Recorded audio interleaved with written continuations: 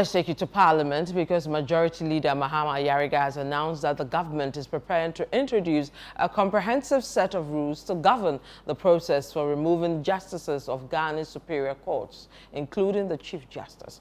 Addressing Parliament on Tuesday, May 27, during the first sitting after the House reconvened from recess, Mr. Yariga outlined the Mahama administration's legislative priorities. ChannelOne News' Ni Ayikwe Okine reports from Parliament. The government's decision to introduce regulations governing the removal process for Supreme Court judges comes in the wake of ongoing proceedings involving suspended Chief Justice Gov't, who faces possible removal from office over allegations of misconduct. The case has reignited national debate about the lack of procedural clarity and safeguards in the constitutional provisions relating to the removal of high-ranking judicial officers. Majority Leader Mahama Yariga, in his opening remarks to mark the commencement of the second meeting of the 9th Parliament, revealed that the Mahama administration plans to implement reforms in the judiciary to enhance accountability and preserve the integrity of the justice system. The Attorney General will also introduce several subsidiary legislation.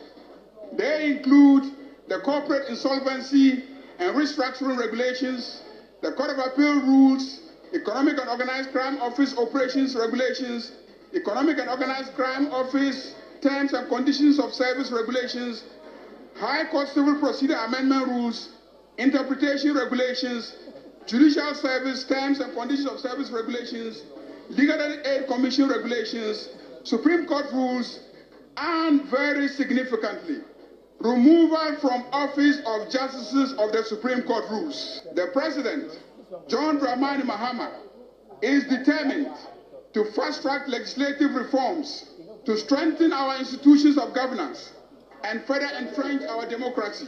Deputy Minority Leader Patricia Appiagyei strongly criticized what she described as deliberate efforts by the executive to weaken the independence of the judiciary. 7 nominations in one swoop, clearly designed to bind the hands of the Judicial Council and tilt the highest court in the land towards executive interest. Speaker of Parliament Alban Bagbin cautioned members of Parliament against disregarding the law under the guise of parliamentary privilege. Parliament will not stand by while members are subjected to unlawful or politically motivated persecution. I've been an opposition leader for 8 years. I know what I'm talking about.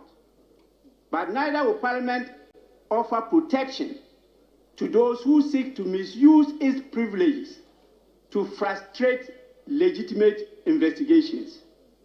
I will not shelter anybody here in that direction. On matters relating to the missing containers belonging to the Electricity Company of Ghana, ECG, the Minority Caucus is demanding the appearance of the Minister of Energy, John Jinapor, before the House to apprise lawmakers on the current state of the containers. For ChannelOne News, Ni Ayikwe Okine, Parliament.